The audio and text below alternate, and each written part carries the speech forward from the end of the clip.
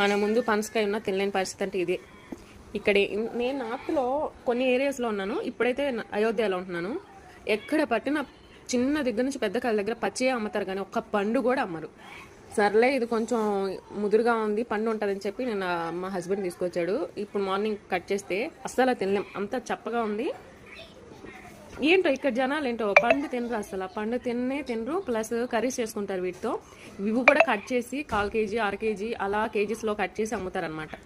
ఇదైతే 200. అస్సలు ఈ దోరగా అయితే ఉంది కానీ సప్పగా ఉంది, అస్సలు స్వీట్ లేదు. వేస్ట్ కదా, వేస్ట్ అయిపోయింది.